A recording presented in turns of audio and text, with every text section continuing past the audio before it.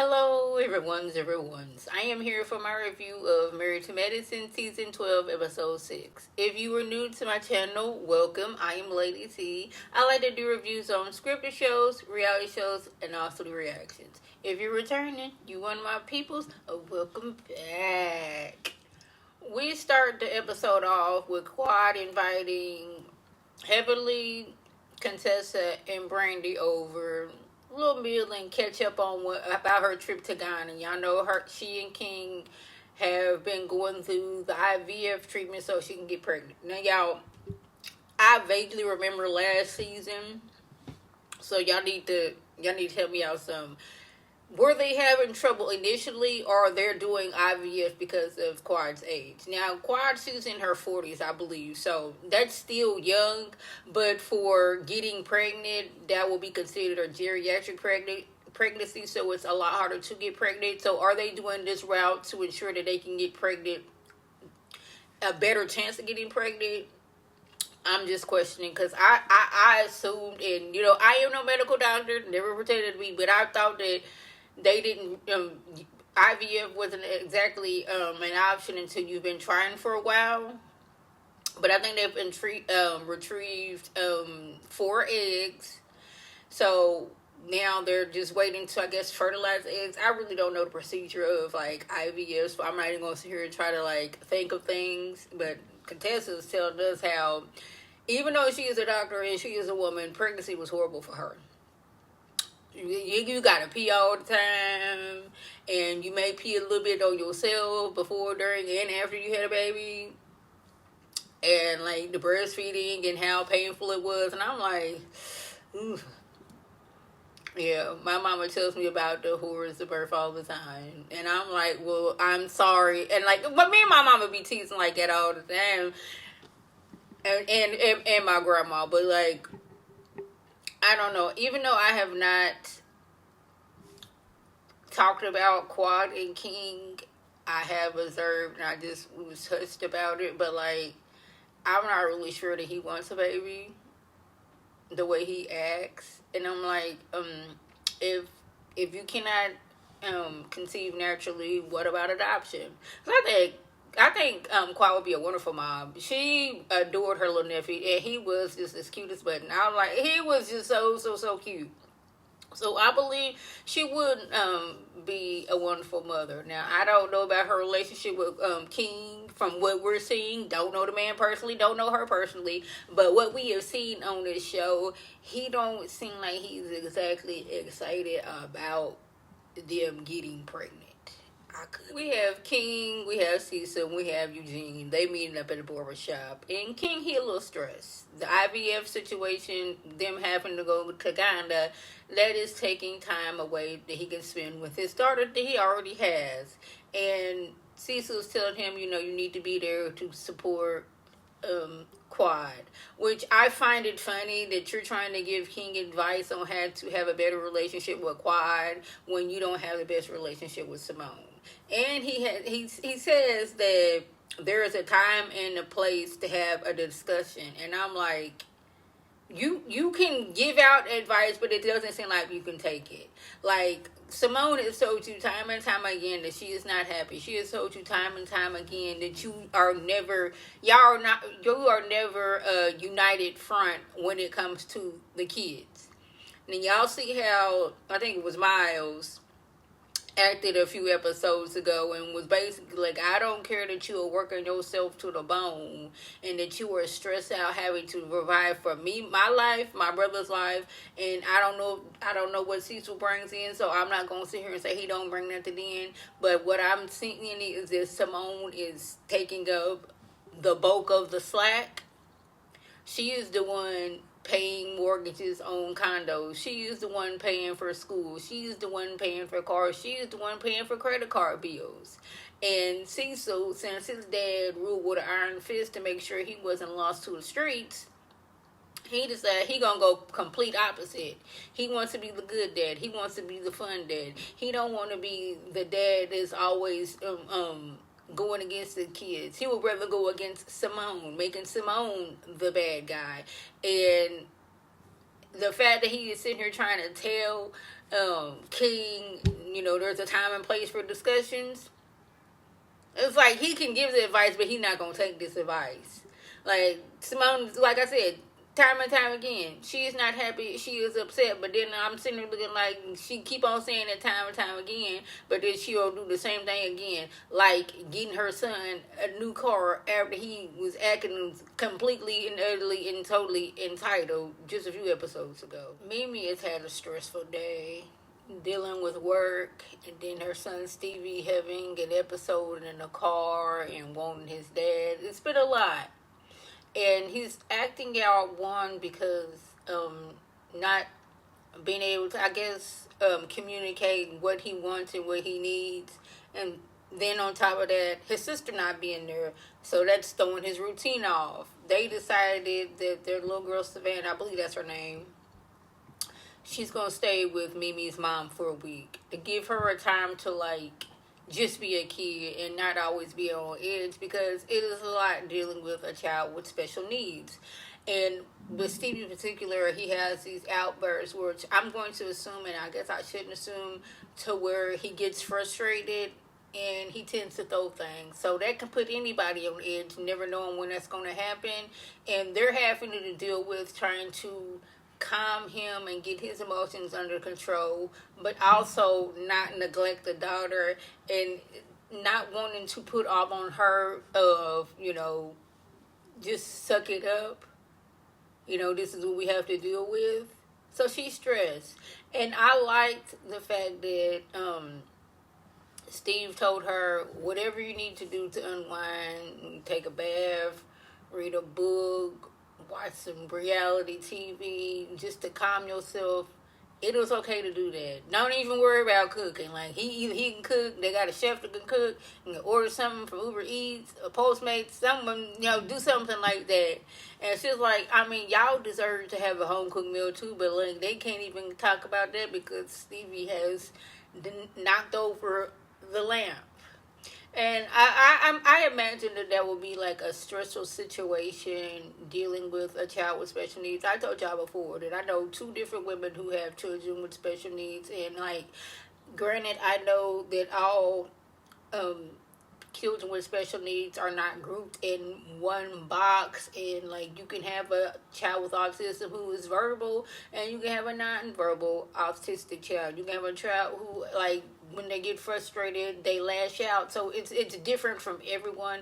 It's all about trying to figure out what works with your family to help this child while also not neglecting your other children or neglecting yourself. Dr. Heavenly meets up with her newly discovered brother.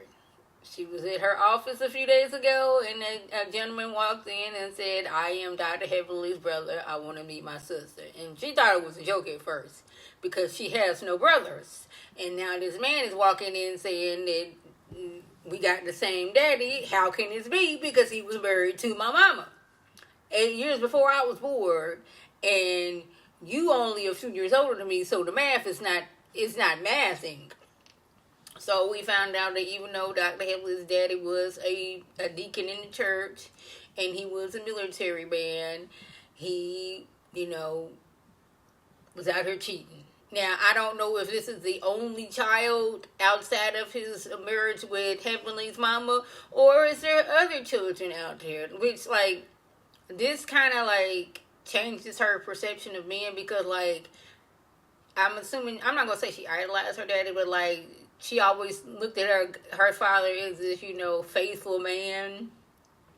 And, how she is with Dr. Damon and that weirdness, how she be calling him daddy. So, yeah, that to now figuring out that she got a brother. Then off the bat, she's like, yeah, you look like my, I'm like, he was saying that she looks like, his daughters look like her. And she was saying, yeah, your sons look like my daddy. And she kept on saying my daddy, my father, not our father. So, and I'm assuming because, like, this is fresh to her. And, like, yeah, you are my brother, but, like, this was my daddy. And it's not the hour yet because we just now knowing each other. But she has invited this man to this family reunion that she is having. And, yeah, I've only been to 2 family reunions in my whole entire life. And that was after I married my husband, his family reunion, which was a time to be had. I mean, I really enjoyed myself. My mama's side, my family, not my mama's side, because I was saying that like that was my daddy's side, but my mama's family, like, all our family is like spread out, so it's hard to get together, and a lot of them are up in age now. So, like, the older people in, the family can't really get around for real, for real. Yeah, so Evelyn, I don't say new, but like, she has a brother that she didn't know about now. So, I don't know. It always, like, I be side-eyeing people when, like, they find a newly discovered family member. And it's like, would you have looked me up had I not been on TV type of situation? Now, I'm not saying it's that. That's just me. I be side-eyeing people because, I'm very suspicious. Why, oh why, did Heavily go to Jackie, of all people, to figure out how to make macaroni and cheese? Jackie don't give me that she cook. Jackie gives me, I can do reservation to a restaurant. Jackie gives me, I can hire a chef. She doesn't give me, she in her kitchen cooking. That Jackie does not give me that. So Heavenly's having a macaroni and cheese competition with all the families. And I'm like, I already see Eugene's macaroni and cheese being the top. Because Eugene always cooking. When they having some type of event, Eugene is on the grill. Eugene is at the stove. Eugene is cooking. And he has passed all his knowledge down to his son. So while we got Heavily over here asking Jackie how to make macaroni and cheese, and Jackie telling you it's going to take 40 minutes, and I'm like, ma'am, you've obviously never made macaroni and cheese before. You trying to boil your noodles for 40 minutes? Or was she talking about the whole process? Now, y'all, I used to love me some macaroni and cheese. I really did. But, like, my body throughout the years has changed constantly, and it's just not right. Like, I've heard of this, but I didn't think it was going to happen to me. Because when I was younger, I could eat anything I wanted to, and I would not gain weight. But the closer I got to 30, my body was like, okay, last stop of eating anything you want. Next stop is if you look at some food, you're going to gain some weight. And then the closer I got to 40, my body was like, oh, you know how you like to eat sweets? And you know how, dairy, that's no longer your gig, girl. Sweets is now too sweet for you. Dairy is going to have you have some doggone, some stomach problems. Can't do that no more. And I'm like, dang, like the older I get, like, what can I eat now? But over here at Eugene and Toya's house, we got doggone today, son. He making a roux for his macaroni and cheese. Now, y'all, I was never that person. I was more of, I'm going to get some shredded cheese from the store and some milk and stir that up to some sauce. Boil my noodles. Add the noodles to the cheese sauce. Stir that up. Make a layer. Get more shredded cheese. Another layer of the macaroni. Shredded cheese. That was me. Because, that was the the easy, the cheap, I don't want to say cheap way, but that was like the macaroni and cheese shortcut. Now, it was flavorful because, you add the different cheeses. This young man over here is over making a roux and going to turn it to a bechamel sauce. I was like, I know Toya be over there eating good. Between Eugene and them kids, I know she is eating good. They was making steak the other day. He was seasoning it up perfectly. And y'all know Eugene was always on the grill. He was always at the stove cooking for the people. So I know Toya over there eating good. So I already know that the macaroni and cheese gonna be good. Because he was over just as confident as if you're going to be. He's like, I'm making my roux. And then I'm going to turn it to a bechamel sauce. I don't know how to make a roux because that just seems like it's difficult. And sometimes I'm just trying to get the food done and on the plate. And I don't be having all the fancy ingredients. I get mine from the Kroger, and he looked like he got him a block of cheese from the deli. Like, give me 2 pounds of this Gruyere cheese, and give me 1 pound of the Gouda, and a little bit of mustard. That's probably not what I'm just naming out some cheeses, like going to the deli to get that, or going to the specialty cheese market. I'm going over there into the dairy section and getting the bag of shredded cheese, which I know is not the best. And that's probably why my stomach was being tore up. But that's not about me. The fact is, Eugene's household, Eugene and Toya's household, they macaroni and cheese gonna be good. I don't know how everybody else is gonna turn out because he's making his from scratch. I wouldn't be surprised if he doggone didn't get some flour and the egg and doggone make his own doggone macaroni. Heavenly's Physicians family reunion didn't too much mess pop off. It was a little shade here and there. Ashton, he won his macaroni and cheese contest, which I knew he would because he be getting down in the kitchen, his brother get down in the kitchen, and Eugene get down in the kitchen. So I just knew it was going to be them that won the competition. Everyone was surprised about Heavenly having a brother. Didn't know where he came from, but it would seem like a good event.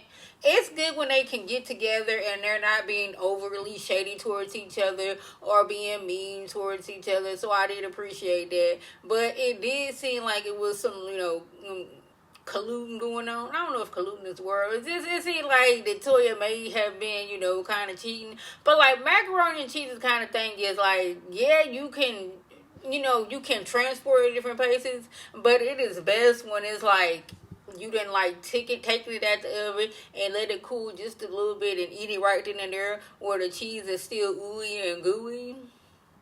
But like after you didn't let it sit and then you didn't traveled and you didn't sat it down somewhere, now it's like it don't have that gooiness to it that it had before. But I did appreciate it. Everybody was having a good time. There was dancing. The kids was running around and playing. Toya, she was all up in Brandy's business about with her ex-boyfriend, who was now her friend, who they trying to figure things out with. She was just all up in that lady's business. But then again, this is Toya for her. Lastly, we have Quad. She has got a news that out of 4 of the embryos, 3 of them have not developed in the past 6 days, which suggests that they are not viable. And with one, that doesn't seem like that's going to work either, which is heartbreaking. I can just imagine the emotional toll of one having to stick yourself several times a day to develop more eggs, and then the traveling and all that, all the emotions that go into trying to have a baby and hopefully having a baby. And King was basically like, he was happy with just one child, and because Quad wanted it, he's just going along like he don't even care about having a baby, but this is what Quad wants, so he's gonna do that. And I was like, that is never good in a situation like, I'm just doing this for you, you should want this as well. And I hate to say that, but it seems like maybe they are not compatible of having kids together. Maybe it's her body's way of saying this is not the right person. So like, if it's just being a mother, I don't know if it's like the aspect of delivering a child and have a biological child, or does she just want a child in general? Because there is plenty of kids out here who need homes, and she could go that route. I don't know if that's a route that she would want to go, but it seems like King don't want no kids, period. So I don't know how this is gonna go with their relationship when she wants kids and he's fine either way, and he's only doing this for her. So I don't know how this is going to affect their relationship. And I just hated the fact that it was almost like she was begging this man, like, don't do this to me, you don't have to pay for anything else, I'll pay for it myself.